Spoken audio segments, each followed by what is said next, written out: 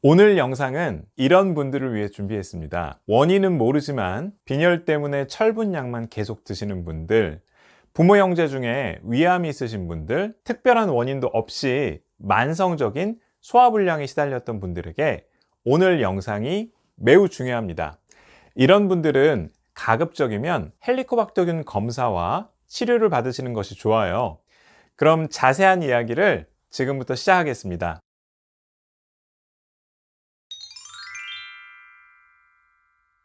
안녕하세요. 속편한TV 현일식입니다. 헬리코박터 파일로리 감염은 전 세계적으로 가장 흔한 감염병 중에 하나면서 만성 위염부터 위암까지 다양한 위 질환의 원인이 됩니다. 나쁜 균이면 당연히 죽여야 한다고 생각이 들지만 균을 죽이는 데 드는 비용과 약의 부작용, 항생제 내성 등 균 치료의 단점을 생각하면 무조건 헬리코박터 파일로리를 없애는 것이 능사는 아니라고 볼 수 있는데요.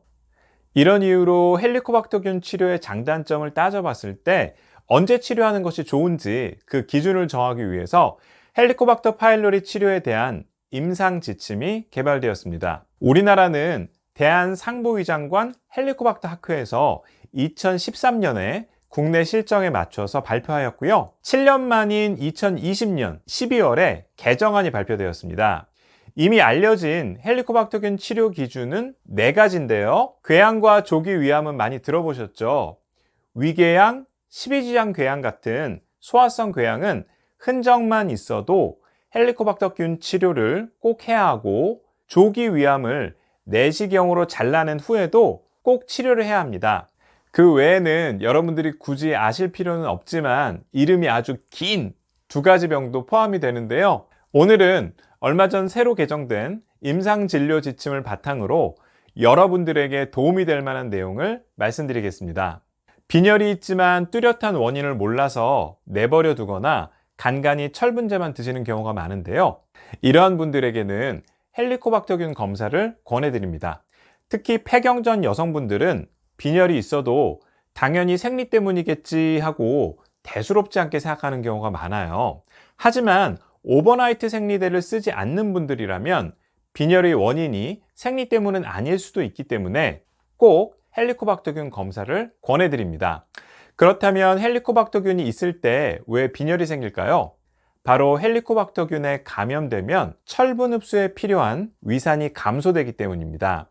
따라서 헬리코박터균을 치료하면 위산 분비가 회복되면서 철분 흡수가 잘 되고 빈혈이 해결될 수 있습니다. 헬리코박터균 감염이 어린이나 여성에게서 빈혈을 유발할 수 있다는 사실은 오래전부터 알려져 있었지만 남자와 어른을 모두 포함해서 철결핍성 빈혈이 있는 전체 성인을 대상으로 헬리코박터균 치료를 권유한 것은 최근 개정된 임상지침에 처음 등장한 내용입니다. 따라서 빈혈이 있는 줄은 알았지만 별다른 관리를 하지 않고 지냈던 분들이라면 이번 기회에 헬리코박터균 검사를 받고 균이 있다면 치료를 권해드립니다. 위암 가족력이 있으면 정기적으로 위내시경 검사를 잘 받아야 한다는 사실은 누구나 알고 계시죠? 그런데요, 위암 가족력이 있을 때 헬리코박터균 검사를 꼭 받고 균이 있으면 치료도 받아야 한다는 사실은 아는 분들이 많지 않아요. 부모님이나 형제, 자매 중에 위암 환자가 있으면 자신에게 위암이 발생할 확률이 2배에서 3배 높아집니다. 여기에 더해서 헬리코박터균 감염까지 있다면 위암 발생 위험이 5배에서 8배까지 증가한다고 해요. 하지만 위암 가족력이 있는 사람이 균 치료를 받았을 때 실제로 위암이 적게 생기는지에 대한 연구는 부족했기 때문에 그동안은 헬리코박터균 치료를 적극적으로 권유하지는 않았었는데요. 작년 1월에 전 세계에서 가장 권위에 있는 의학 잡지인 뉴 잉글랜드 저널 오브 메디신에 중요한 연구가 발표되었습니다. 자랑스럽게도 우리나라 국립암센터 최일주 선생님께서 연구하신 결과인데요. 위암 가족력이 있는 1676명을 대상으로 반은 헬리코박터균 치료를 하고 반은 치료를 하지 않은 채로 평균 9년 동안 지켜봤더니 헬리코박터균을 치료한 그룹이 치료하지 않은 그룹에 비해서 위암이 반 이하로 적게 생겼다고 합니다. 따라서 직계 가족 중에 위암을 앓은 분이 있다면 반드시 헬리코박터균 검사를 하고 치료를 해야 합니다. 위내시경 검사를 하면 당연히 헬리코박터균 검사도 같이 한다고 생각하시는 분들이 계신데요. 절대 그렇지 않습니다. 예를 들어서 위 12장 궤양이 있는 경우는 꼭 헬리코박터균 검사를 하지만 그 외에 검사하는 의사가 판단하기에 해야 할 이유가 없다면 헬리코박터균 검사는 하지 않습니다. 만약 위내시경 검사 후에 별다른 말이 없었다면 검사를 하지 않은 것이지 헬리코박터균이 없었던 것은 아닙니다. 따라서 위암 가족력이 있는 분들은 직접 검사를 요청해서 균이 있는지 없는지 확인해 보시기 바랍니다. 지긋지긋한 소화불량으로 힘들어하시는 분들이 있으시죠? 헬리코박터균 검사를 받아보세요. 헬리코박터균 치료를 하면 지긋지긋한 소화불량이 해결될 수도 있습니다. 윗배가 더부룩하고 쓰리고 불편한 증상이 소화와 관련해서 나타날 때 소화불량이라고 하는데요. 검사를 해도 궤양이나 역류성 식도염처럼 소화불량을 유발할 만한 이상이 없을 때 헬리코박터균 검사를 해보는 것이 좋습니다. 소화불량을 만드는 원인은 다양하지만 그중 하나로 헬리코박터균이 원인이 될 수도 있습니다. 헬리코박터균이 있으면서 소화불량도 있는 10명이 헬리코박터균 치료를 하면 그중 4명은 소화불량이 해결될 수 있어요.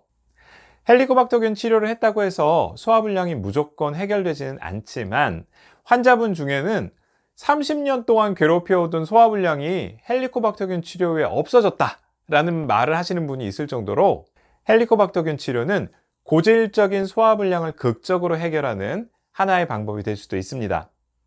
그래서 저는 오랫동안 소화불량 때문에 고생하시는 분들은 헬리코박터균 검사를 꼭 권해드리고 가급적이면 치료도 하시도록 말씀드리고 있습니다. 하지만 헬리코박터균이 없어졌다 하더라도 그 순간부터 바로 소화불량이 없어지는 건 아니에요. 보통 6개월에서 12개월 정도 지난 후에 증상이 나아지기 때문에 헬리코박터균 치료에 성공했지만 소화불량 증상이 개선되지 않는 분들은 실망하기보다 조금 느긋하게 기다리면서 좋은 결과를 기대해 보시기 바랍니다. 다음은 많은 분들이 궁금해하시는 위축성 위염과 장상피화생에 대해 말씀드리겠습니다. 위축성 위염과 장상피화생이 있으면 헬리코박터균 치료를 해야 할지 말아야 할지 궁금해하시는 경우가 많은데요. 새로 개정된 지침에서는 위축성 위염과 장상피화생은 헬리코박터균 치료 대상에서 제외되었습니다. 제외된 이유는 치료를 해봤자 위암을 피할 수 없다는 뜻이 아니고요. 현재까지는 위암 예방에 효과가 있는지 없는지 명확하게 결론 내릴 수 있는 연구 결과가 축적되지 않았기 때문에 추가적인 연구가 나올 때까지 좀 더 기다려보자는 이유입니다. 위암 예방에 도움이 될지 안 될지는 아직 명확하다 말씀드릴 수는 없지만 헬리코박터균을 죽이면 위축성 위염은 호전될 수 있습니다. 장상피화생은 아직까지 호전이 된다 안 된다 의견이 나뉘고 있지만 최근에는 아주 천천히 호전될 수 있다는 연구 결과가 나오고 있습니다.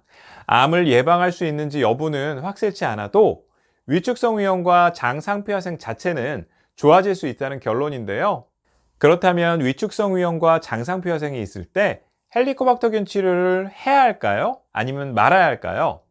명확한 정답은 없지만 대부분의 전문가들은 치료를 하지 말아야 할 특별한 이유가 없다면 치료를 권하는 편입니다. 물론 치료에 따른 장점과 단점을 잘 설명하고 환자 본인이 치료를 원할 때 치료를 시작하게 됩니다.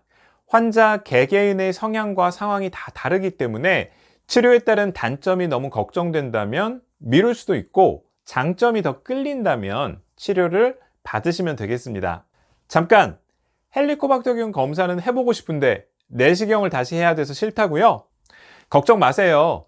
헬리코박터균은 내시경 검사를 하지 않아도 비교적 정확하게 진단할 수 있습니다. 간편하면서도 정확해서 가장 많이 사용하는 검사 방법은 바로 요소호기 검사인데요. 헬리코박터균이 가지고 있는 요소 분해 요소가 요소를 암모니아와 이산화탄소로 분해하는 특성을 활용한 검사입니다. 물을 포함해서 4시간만 금식하면 풍선 불듯이 후 부는 검사를 통해서 헬리코박터균 감염 여부를 쉽게 알 수 있습니다. 이 검사는 검사 전에 항생제나 위산 억제제를 복용하면 헬리코박터균이 있는데도 없다고 나올 수 있기 때문에 검사하기 최소 2주 전, 보통은 4주 전부터 위산 억제제와 항생제를 드시지 않도록 주의해야 합니다. 다음으로 많이 하는 검사는 혈액 검사인데요. 내시경을 하는 것보다는 부담이 덜하지만 피를 뽑아야 한다는 단점이 있고 정확도는 높아도 균 치료가 된 경우에도 1년 이상 균이 있는 것으로 나올 수 있기 때문에 최초 진단 검사로는 좋지만 균 치료 후에 균이 죽었는지 안 죽었는지 확인할 목적으로는 혈액 검사는 사용되지 않습니다. 네, 오늘은 어떤 경우에 헬리코박터균 검사와 치료를 권하는지 알아봤는데요. 80년대까지만 해도 흔히 볼 수 있었던 기생충 질환이 지금은 찾아보기 어려운 것처럼 헬리코박터균도 머지않아 자취를 감추고 위암 또한 드문암이 되기를 기대해 봅니다. 마음이 편해야 속도 편안합니다. 오늘 하루도 속 편한 하루 되세요. 감사합니다.